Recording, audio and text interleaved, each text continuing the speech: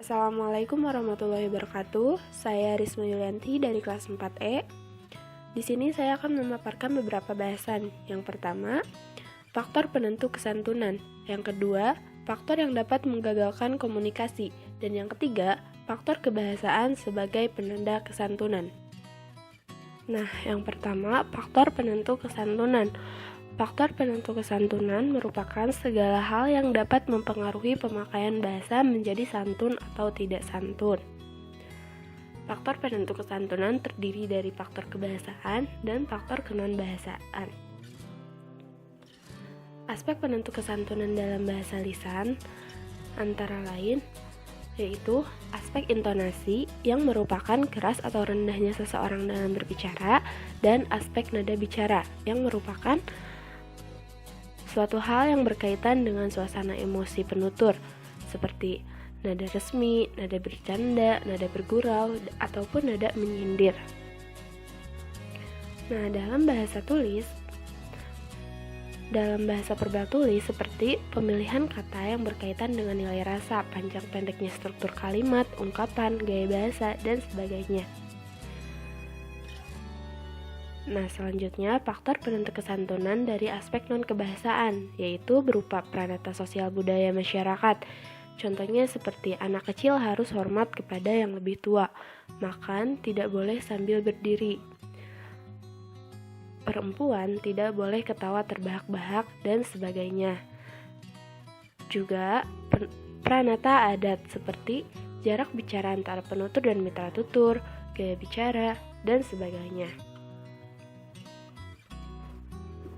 Selain faktor penentu kesantunan, selanjutnya ada faktor yang dapat menggagalkan komunikasi.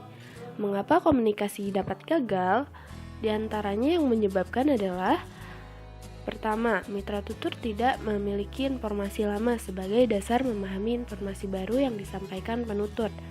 Yang kedua, mitra tutur tidak tertarik dengan isi informasi yang disampaikan penutur. Yang ketiga, mitra tutur tidak berkenan dengan cara menyampaikan informasi si penutur. Yang keempat, apa yang diinginkan memang tidak ada atau tidak dimiliki oleh mitra tutur. Yang kelima, mitra tutur tidak memahami yang dimaksud oleh penutur. Dan yang terakhir, jika menjawab pertanyaan, mitra tutur justru melanggar kode etik. Nah, yang terakhir, faktor kebahasaan sebagai penanda kesantunan. Faktor yang menentukan santun tidaknya pemakaian bahasa ditentukan oleh dua hal, yaitu faktor kebahasaan dan faktor non-kebahasaan. Faktor kebahasaan verbal yang menentukan kesantunan diantaranya yaitu: yang pertama, pemakaian diksi. Mengapa pemakaian diksi dikatakan santun? Karena penutur memiliki maksud untuk menghormati mitra tutur dengan pemakaian diksi yang baik. Lalu bisa juga nilai rasa kata bagi mitra tutur akan terasa lebih halus. Nah, selain pemakaian diksi, yang kedua adalah pemakaian gaya bahasa. Gaya bahasa yang bisa dipakai diantaranya yaitu metafora, gaya bahasa personifikasi, peribahasa, dan perumpamaan. Nah, di samping bentuk-bentuk verbal yang di atas yang telah saya sebutkan, perilaku santun juga dapat didukung dengan bahasa nonverbal seperti memperlihatkan wajah ceria, selalu tampil dengan tersenyum ketika berbicara, sikap menunduk ketika berbicara dengan mitra tutur, dan posisi tangan selalu merapat pada tubuh. Sekian dari saya, selanjutnya akan dijelaskan oleh teman saya. Terima kasih. Wassalamualaikum warahmatullahi wabarakatuh.